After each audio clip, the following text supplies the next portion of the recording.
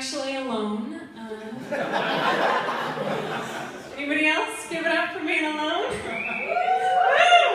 People don't always want to admit that. It's like, I told everyone I was desperately lonely and it got worse. I don't know.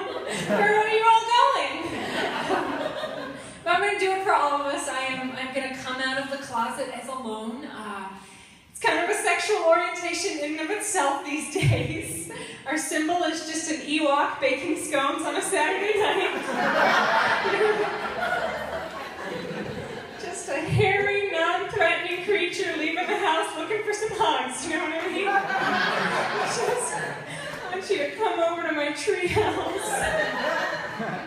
Because I can't make another night making soup and then talking to it, you know what I mean? Hey there, minestrone. Nothing? All right. I'll go back to being me.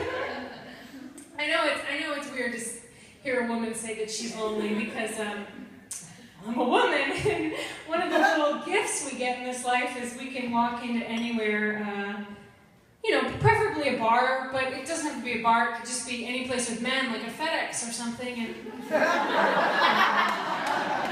just kind of go, anyone? Any takers? Have a plate of freshly baked brownies. Somebody's gonna want some, you know? You get something. You'll get something. You know what I mean? It's like saying to someone, like, how can you be lonely? You can take a man home with you any night. It's like saying to someone, how can you be hungry when there are trash cans all over the city filled with half-eaten sandwiches?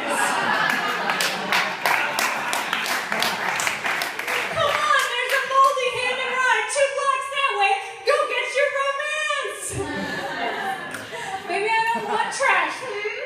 Maybe I ate some trash in my 20s and now I'm trying to have self-esteem and standards.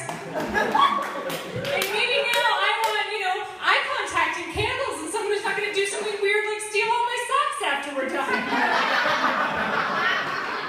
I want to enjoy my orgasm and not be thinking about my grandmother's ring that's in my jewelry box. I didn't hang on to that. It's an heirloom. So I'm the type of person who gets sitting down in the shower sad.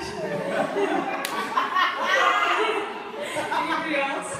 I've decided I want to name all the sads because I feel like it's just too much to just say, oh, I'm sad. You know what I mean? Like, there are a lot of beautiful flavors of depression. A lot of, you know what I mean? Like, sitting down in the shower sad's my favorite, but like a close second would be like, hey stranger, can I pet your dog a little longer lonely? You know when you just want to put your face in its fur until it's dry again? I know this is getting weird, but just let me pet him a little longer. Do you need anyone to walk him? I'm actually not employed right now. Or like referring to yourself as a divorcee even though you've never been married, depressed. Doesn't it seem like a podiatrist should have left me by now? I feel like it looks like, I should be arguing every week with someone being like, you sell those orthotics so I can get my alimony. I'm gonna trap your mortal enemy, a dentist. How do you like that?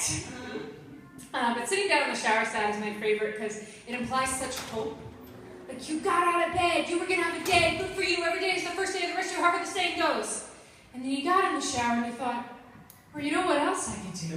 I could just hang out in the bottom of the bathtub for a while. I know it's not great for the environment, but it takes a really long time to get clean when you're washing out the inside. Oh, Lord, I hope I can get back up again. There we go, I did it, I've been working out. Anybody else go to the gym? Yeah. You do, but you're not happy about it. The only way I entertain myself at the gym is like looking at the big muscle dudes. Because I like a man, I like him burly and husky and hairy and a little troubled, like a young Santa with a drinking problem. Or like a thick Jesus. I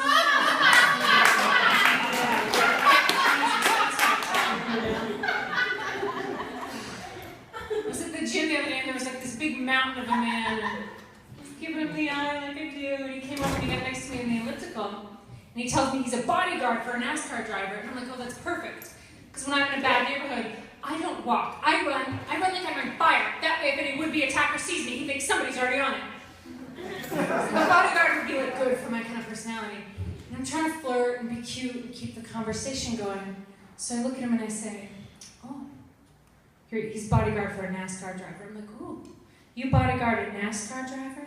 That sounds dangerous. Would you ever take a bullet for him like they do in the Secret Service? And he looks at me and says, the Secret Service is for politics, like Congress and stuff. I bodyguard a NASCAR driver. Have you ever had a conversation where you're not sure which one of you is dumb? I got two. He did not turn out to be my soulmate. Spoiler alert, spoiler alert. I know I talk about dating being hard. I don't think it's always hard, you know. I think sometimes you get to put on a pretty dress, you know. Maybe he picks you up, he takes you out. Maybe he has a car and a job. A girl can dream. And technically, you're supposed to touch his penis or something, but it's not a formal contract. If you want to, you can take your chicken and run. You got poultry. It's very considerate of you. But there's a shadow side to it that if I had to sum up, once I was on a road trip with a good friend of mine, and we saw this little strange zoo by the side of the road. We decided to stop, and it's kind of a weird zoo. Like, not a lot of people there, not a lot of animals. It was a shitty zoo. So we find this one lone gorilla in a giant glass habitat. And I go over, I'm staring at him, and the gorilla comes over and he's staring at me. He's totally ignoring my friend, and I'm like, oh, perfect. This is what it's like when dogs and babies decide you're the best person in the room. Suddenly the gorilla surprises me. He takes his paw and he puts it up to the glass like it's prison and we're waiting for each other. All right, I'm lonely, I'm weird, I'm in, gorilla. I put my paw, I put my hand.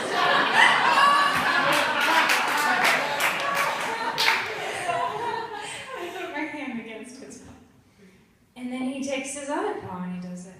And I do it back. And we're just staring at each other like this. And I'm like, God, I get you, gorilla. I feel you. I don't feel alone in the world anymore. And that's a big deal for me. Like you're in a cage, I'm in a cage. Mine is kind of my own neuroses getting out of my own way. And yours is actual glass. But I understand you, gorilla. We feel each other. And I cherish this moment, this connection. And then when I thought my heart was already too full, he surprised me by leaning forward and kissing the glass where my face was. So I leaned forward and I kissed the glass where just like that.